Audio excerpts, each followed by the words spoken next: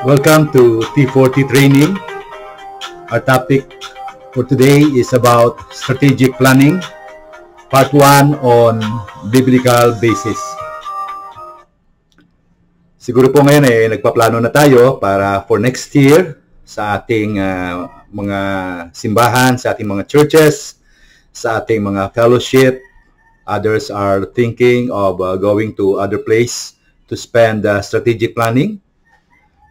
At ngayon po tignan natin ang biblical basis ng planning or church planning or church strategic planning. Presently, makikita po natin ang senaryo ng ating mga simbahan.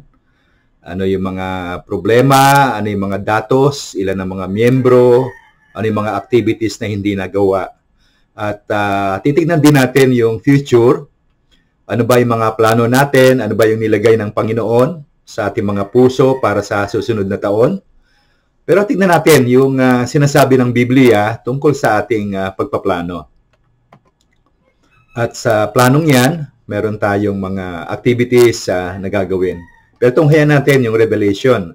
Ang sabi sa Revelation 7:9, ay merong bawat bansa, bawat tribo, bawat tao, iba't ibang lengguwahe na nakatayo sa trono ng Panginoon at sumasamba, mga naligtas at nanampalataya sa bugtong na anak ng Diyos, ang Panginoong Kristo, at sila ay nandun sa trono ng Panginoon. So, in the future, marami mga tao ang maliligtas, pero presently, meron po tayong dapat na gawin in line sa future na inihanda ng Panginoon para sa ating bansa, sa ating community, at para sa buong mundo. So, Revelation 7:9 is very clear that the future is already there, pero presently, meron po tayong dapat trabahuhin para yung every nation, tribe, people, every language ay makasama po doon sa trono ng Panginoon.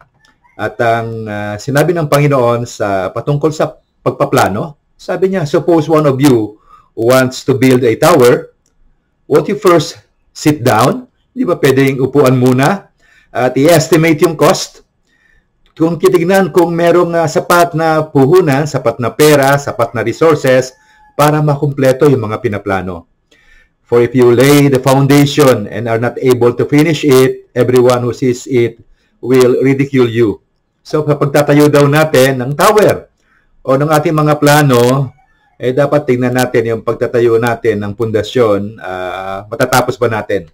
So, merong mga factors to consider to be able to finish yung ating plano for next year. At sabi po ng isang quote, planning is bringing the future into the present. So, sa Revelation, nakalagay na doon, maraming mga bansa, mga tao ang sasamba sa Panginoon. Pero, dali natin ngayon, ano yung reality? Ang reality, ang ating bansa, ang ating community ay hindi pa nakakarinig ng mabuting balita, hindi pa nakakaranas ng kingdom ng Panginoon. So, we need to do something at present. Meron po tayong tatrabahuhin ngayon. Ang sabi sa Hebrews chapter 11 verse 1 sa The Passion Translation, ang pananampalataya o yung ating goal in the future. May faith tayo na the Lord will bring people to our congregation to make a transformation sa ating bansa. So, yung faith na yan brings our hopes into reality and becomes the foundation needed to acquire the things we long for.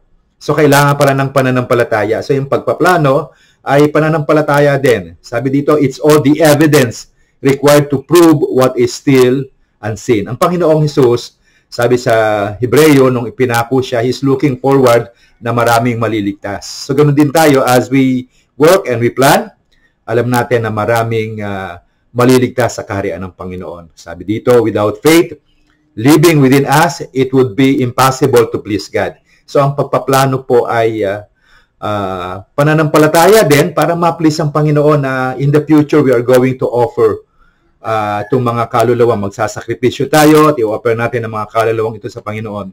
For we come to God in faith, knowing that He is real and that He rewards the faith of those who passionately seek Him. So, meron pong kaakibat na pananampalataya kapag tayo nagplano, nalalangin tayo sa Panginoon that we would like to win souls for Him. At yun ang i-offer natin sa Kanya. Si Noah po, sabi dito, always plan ahead. It was not raining when Noah built the ark. Ano ibig sabihin? Meron tayong dapat na gawing pagpaplano at meron tayong tatrabahuhin para pagdating ng Panginoon ay makikita niya yung mga nakasakay sa ark papunta sa kanyang kaharian.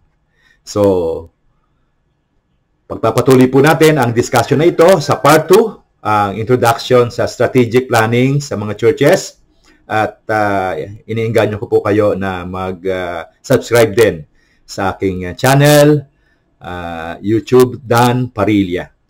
Salamat po. See you again sa part 2, Introduction of Strategic Planning. God bless.